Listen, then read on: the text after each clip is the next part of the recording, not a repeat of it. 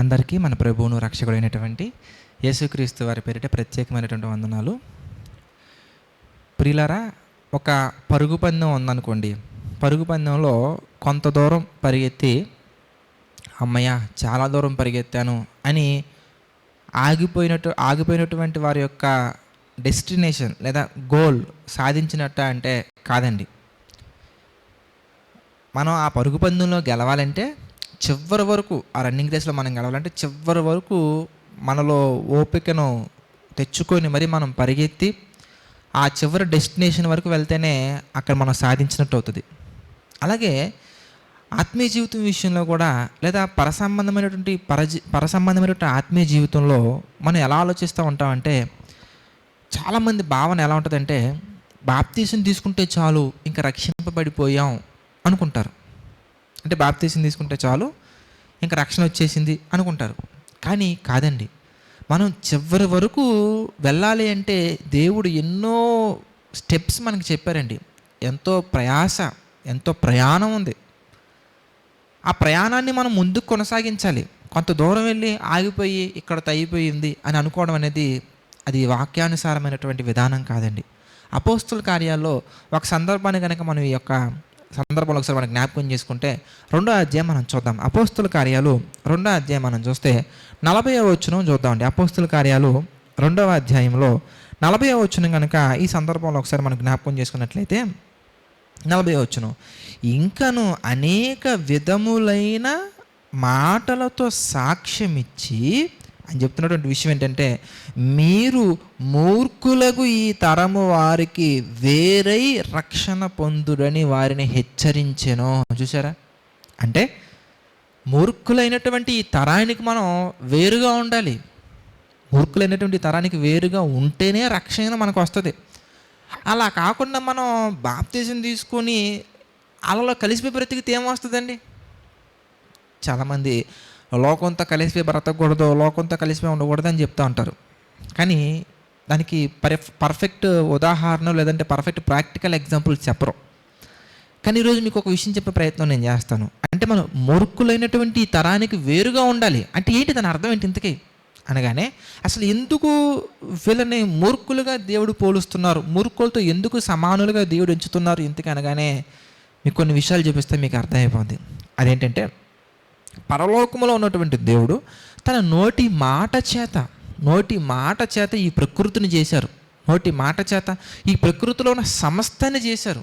ఇన్ని రకాల జీవరాశులను, ఇన్ని రకాల జంతువులను, మొక్కలను, ప్రతి ఒక్క దానిని కూడా ఆయన పోషిస్తున్నారు.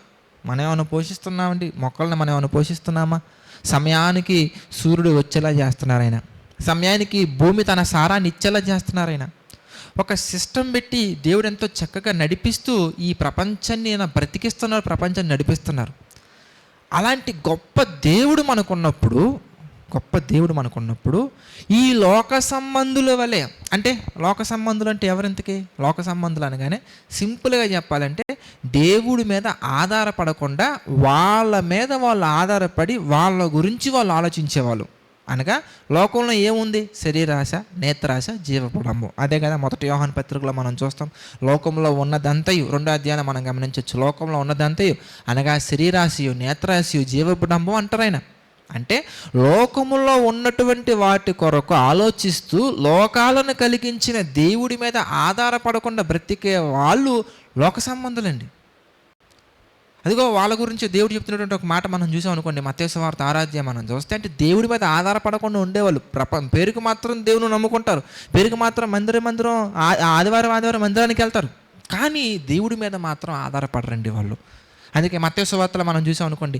6వ అధ్యాయంలో మనం చూస్తే ఒక మాట మనం గమనిద్దాం. మత్తయి సువార్త 6వ అధ్యాయం మనం చూస్తే 31వ వచనాన్ని ఈ సందర్భంలో ఒకసారి మనం జ్ఞాపకం చేసుకుందామండి. మత్తయి సువార్త 6వ అధ్యాయము 31వ వచనం మనం చూస్తే, కాబట్టి ఏమి తిందుమో, ఏమి తాగుదుమో, ఏమి ధరించుకుందుమో అని చింతింపకుడి. చూసారా? దేని గురించి ఆలోచించొద్దని చెప్తున్నారు? ఏం తినాలి, ఏం తాగాలి, ఏం ధరించాలి. ఈ పండగకి బట్టలు లేవు, ఎలాగా? ఈ పండగకి బట్టలు కొనుక్కోవాలి, ఎలాగా? చూడండి, చింత. ఇప్పుడు దేవుడిచ్చినటువంటి దాంట్లో వెళ్తే దాంట్లో తప్పే ఉందండి. ఏదో కావాలి, ఏదో ఎక్స్పెక్ట్ చేస్తూ ఉంటారన్నమాట. దేవుడు ఇచ్చిన దాంట్లో వెళ్ళిపోకుండా ఇవన్నీ మీకు కావాలని దేవునికి తెలుసు అని కింద మనకు కనబడుతుంది. ఇవన్నీ కావాలని మీ పరలోకపు తండ్రికి తెలుసు. 32 చూద్దాం ఒకసారి. 32 మనం చూస్తానండి. ఇదిగో ఇవన్నీ మీకు కావాలని మీ పరలోకపు తండ్రికి తెలియను. ఇవన్నీ కావాలని దేవునికి తెలుసండి. కానీ మనం ఎదురు చూస్తూ ఉంటాం, కానీ మనం చింతిస్తూ ఉంటాం. దానికి మనం పెట్టుకునే పేరు నిరీక్షణ అంటూ ఉంటాం. మళ్ళీ నిరీక్షణ అనే పేరుతోటి చింతిస్తూ ఉంటాం. దేని కొరకు చింతిస్తూ ఉంటాం? చూడండి, కొంతమంది మాట్లాడుతుంటారు, బ్రదర్ నాకు ఒక కారు కావాలండి. అయితే విశ్వాసం కలిగి ఉండండి బ్రదర్, నిరీక్షణ కలిగి ఉండండి బ్రదర్. చూసారా, కారు కోసమా, బస్ కోసమా, లేదంటే కనుక జాబ్ కోసమా, దేనికోసం? అంటే మన నిరీక్షణ అనే పదం దేవుడు దేనికి పెట్టారు ఇంతకీ? ఈ లోక సంబంధమైనటువంటి వాటి కొరక? ఏమండి, లోక సంబంధులైనటువంటి వారు వేటి కొరకు చింతిస్తారా అంటే ఈ 60 సంవత్సరాల జీవితాన్ని ఎలా ముందుకు తీసుకెళ్లాలా అని చింతిస్తారండి. ఆ తరానికి మనం వేరుగా ఉండాలి. అంటే ఎలాగా? ఎలా అంటే గలతీ పత్రికలో మనకి దేవుని కొరకు జీవించేవాళ్ళు, లేదంటే లోకానికి వేరుగా ఉన్నటువంటి వాళ్ళు, లేదంటే మూర్ఖులకి ఈ తరానికి వేరుగా ఉండే ఒక ఆలోచన మనకి చూపిస్తాను. గలతీ పత్రిక మనం చూద్దాం. గలతీ పత్రిక 4వ అధ్యాయం కనుక ఈ సందర్భంలో ఒకసారి మనం జ్ఞాపకం చేసుకుంటే, గలతీ పత్రిక 4వ అధ్యాయం 19వ వచనం చూద్దాం. గలతీ పత్రిక 4వ అధ్యాయం 19వ వచనం కనుక ఈ సందర్భంలో మనం ఒకసారి చూస్తే, గలతీ పత్రిక 4:19, నా పిల్లలారా క్రీస్తు స్వరూపము మీ యందు ఏర్పడు వరకు మీ విషయమై మరలా నాకు ప్రసవ వేదన కలుగుచున్నది. మిమ్మును గురించి ఎటు తోచక ఉన్నాను. నేను ఇప్పుడే మీ యొద్దకు వచ్చి మరి ఒక విధముగా మీతో మాట్లాడగోరుచున్నాను. చూసారు ఎంత చక్కగా ఆలోచిస్తున్నారు.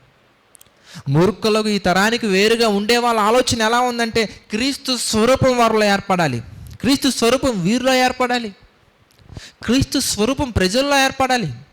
ఇదే పౌలు గారు కొరింథీ పత్రిక 9వ అధ్యాయం, 1 కొరింథీ పత్రిక 9వ అధ్యాయానండి, ఇదిగో ఇతరులకు ప్రకటించిన తర్వాత నేనే భ్రష్టుడనైపోదునేమో అని ఈ శరీరాన్ని నేను అలా కొట్టుకుంటున్నా అంటారండి ఆయన.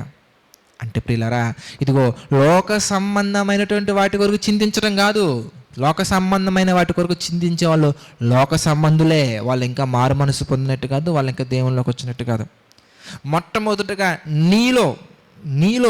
మీలో క్రీస్తు స్వరూపం వస్తుందా లేదా అని ఆలోచించాలి, చింతించాలి, దాని కొరకు ప్రయాసపడాలి, దాని కొరకు కష్టపడాలి, దాని కొరకు ఎంత త్యాగమైనా చేయగలగాలి. ఆ తర్వాత మరి మన ముందున్నటువంటి వారిలో కూడా క్రీస్తు స్వరూపం వచ్చే విధంగా, అనగా పాపాన్ని విసర్జించి పరిశుద్ధత కొరకు బ్రతికే విధంగా, ఎదుటి వారిలో కూడా దేవుని లక్షణాలు వచ్చే విధంగా మనం ఆలోచించాలి, ప్రార్థించాలి, సువార్త ప్రకటించాలి, ప్రయాసపడాలి, ప్రసవ వేదన పడాలి. మనలో ఉందండి. మూర్ఖులకు ఈ తరానికి వేరుగా ఉంటేనే, మూర్ఖులైనటువంటి ఈ తరం దేని కొరకు ఆలోచిస్తారో తెలుసా? ఈ లోక సంబంధమైనటువంటి వాటి కొరకు ఆలోచిస్తూనే ఉంటారు, దాని కొరకు పరిగెడతానే ఉంటారు, దాని కొరకు కష్టపడుతూనే ఉంటారు, దాని కొరకు ఏడుస్తారు, దాని కొరకు ఎంతోమందిని మోసం చేస్తారు, దాని కొరకు వాళ్ళు నష్టపరుచుకుంటారు, దాని కొరకు ఎంతోమంది నష్టపరుస్తారు, దాని కొరకు ఎంతోమంది జీవితాలను సర్వనాశనం చేస్తారు. ఈ లోకంలో సర్వే అవటానికండి అంత చెయ్యాలా? కొన్ని ఆలోచించామనుకోండి, నడి రోడ్డు మీద వదిలేసి వెళ్ళిపోయినటువంటి పరిస్థితులు చాలా కనబడుతుంటాయండి. వాడుకొని వదిలేస్తూ ఉంటారు. దేనికయ్యా అంటే ఈ లోకంలో సర్వే అవ్వటానికి. అలా మనం ఉండాల్సిన అవసరం లేదండి. అంత కక్ష సాధింపులతో వెళ్ళాల్సిన అవసరం లేదండి. దేవుని వాక్యం సెలవిస్తుంది ప్రియులారా, ఇదిగో క్రీస్తు స్వరూపము ఏర్పడే వరకు ప్రసవ వేదన. మరొక సందర్భంలో ప్రేమ కలిగినట్టుకు ప్రయాసపడండి. ఈ లోక సంబంధమైన వాటి కొరకు కాదు, ప్రేమ కలిగినట్టుకు మనం ప్రయాసపడాలి. కనుక మన చింత దేని కొరకు మనం ఉందో అనేది ఒకసారి ఆలోచించండి. దేని కొరకు మనం చింతిస్తున్నా ఒకసారి క్రాస్ చెక్ చేసుకోండి. ఆత్మ సంబంధమైన వాటి కొరకు ఆలోచించండి. మీకేం కావాలో, అనగా ఈ యొక్క భూమి మీద బ్రతకడానికి ఏం కావాలో అవన్నీ దేవుడు ఆటోమేటిక్ ఇస్తా అంటున్నారు. కానీ మీరు చేయాల్సిందల్లా పరలోకాన్ని చేరుకోవటానికి ఆత్మీయ విషయంలో ఎక్కడ పడిపోయారో చూసుకొని ఆ విషయాల్లో మనం తిరిగి మళ్ళీ రిస్టోర్ చేసుకుని మళ్ళీ దేవుని చిత్త ప్రకారంగా ముందుకు వెళ్ళగలగాలి. ప్రార్థన చేసుకుందని ప్రతి ఒక్కరి తలలోంచి ప్రార్థనలు ఏకీభవించండి. ప్రార్థన. ప్రేమగల తండ్రి, దయగల దేవ, పరిశుద్ధుడ, మహోన్నతుడ తండ్రి, గడిచినటువంటి కాలం అంతా కూడా మీ చిత్త ప్రకారం నడిపించారు, సహాయం చేశారు. అందుని బట్టి మీకే మహిమ, ఘనత, ప్రభావాలు చెల్లించుకున్నాం తండ్రి. ప్రభా ఈ ఉదయకాల సమయమున డైలీ డివోషన్స్ ద్వారా తండ్రి మాతో మాట్లాడుతూ మీ చిత్త ప్రకారంగా బలపరుస్తున్నందుకు కృతజ్ఞతాస్తుతులు చెల్లించుకున్నాం తండ్రి.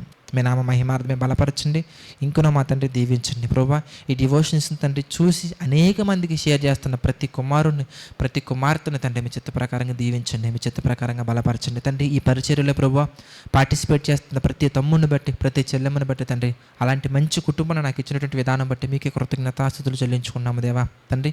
ఈ పరిచర్య నిమిత్తం తండ్రి ప్రార్థిస్తున్నటువంటి వారిని తండ్రి, ఆర్థికంగా మా తండ్రి పార్టిసిపేట్ చేస్తున్నటువంటి వారిని ప్రభా, ఈ పరిచర్య నిమిత్తం తండ్రి కష్టపడుతున్నటువంటి వారిని ప్రతి ఒక్కరిని తండ్రి మీ చిత్త ప్రకారంగా జ్ఞాపకం చేసుకోండి. వారిని వారి కుటుంబాలను తండ్రి మీ చిత్త ప్రకారంగా దీవించండి. ఆత్మ సంబంధమైన మేలులతో మా తండ్రి సమృద్ధిగా బలపరచండి ప్రభా. ప్రతిదీ కూడా మీ చిత్త ప్రకారంగా జరిగించండి తండ్రి. సమస్త మహిమ ఘనత ప్రభావాలు మీకే చెల్లించుకుంటూ మా ప్రభువును రక్షకుడైనటువంటి యేసుక్రీస్తు వారి పేరిట ఈ ప్రార్థన అడిగి వేడుకొనుచున్నాము తండ్రి. ఆమెన్. అందరికీ వందనాలండి. God bless you all.